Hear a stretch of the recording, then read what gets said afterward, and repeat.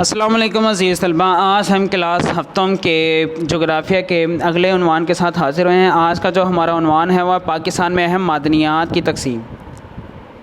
پاکستان میں معدنیات کو دھاتی اور غیر دھاتی دو گروپ میں تقسیم کیا جاتا ہے۔ دھاتی گروپس میں لوہا، تانبا، کرومائٹ وغیرہ، جبکہ غیر دھاتی میں آ جائے گا خوردنی نمک، چونے کا پتھر، سنگ مرمر، جپسم اور چینی مٹی وغیرہ شامل ہیں۔ ہم اس کی معدنیات کی جو تفصیل ہے وہ درج ہے۔ سب سے پہلے دیکھتے ہیں معدنی تیل کیا ہے۔ معدنی تیل اور اس سے تیار کردہ مصنوعات کی معاشی اہمیت بہت بڑھ چکی ہے۔ معدنی تیل کی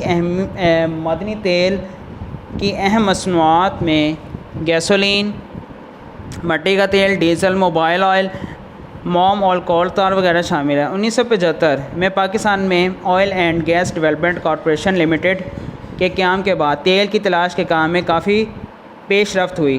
پاکستان میں سطح مرتفع پوٹوہر کا علاقہ معدنی تیل کی پیداوار کا قدیم خطہ ہے۔ اس علاقے کے معدنی تیل کے کنویں بکسر، کھوڑ، ڈھلیاں،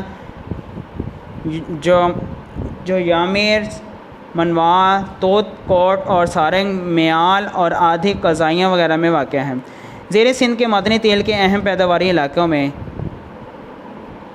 خسلخیلی، کنار، ٹنڈو اللہ یار اور زمزمہ وغیرہ ہے۔ یہ ذخائر ملکی تیل کی ضروریات کو پورا کرنے میں اہم کردار ادا کر رہے ہیں۔ معدنی تیل کو آئل ریفائنری میں صاف کر کے استعمال کیا جاتا ہے۔ قدرتی گیس توانائی کا ایک سستا ذریعہ ہے۔ پاکستان میں قدرتی گیس 1952 میں بلوچستان کے ضلع میں سبی میں سوئی کے مقام سے دریافت ہوئی، اس لیے پاکستان میں اسے سوئی گیس کے نام سے پکارا جاتا ہے۔ قدرتی گیس کے اس ذخیرے کا شمار دنیا کے بڑے ذخائر میں کیا جاتا ہے۔ یہ گیس نہ صرف گھریلو بلکہ صنعتی ضروریات کے لیے استعمال کی جاتی ہے۔ بلوچستان میں اوچھ، اوزن، جبکہ صوبہ سندھ میں خیرپور، مزرانی، ساری، ہنڈی، کندکوٹ اور سارنگ میں اس کے ذخائر واقع ہیں۔ صوبہ پنجاب میں ڈھوڈک، پیر کو، ڈھلیاں اور میال میں قدرتی گیس کے ذخائر پائے جاتے ہیں۔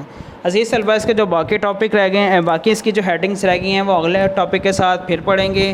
آپ نے اسے اچھی طرح سے یاد کرنا اور لکھنا بھی ہے۔ تب تک کے لیے اجازت دیجیے۔ اللہ حافظ۔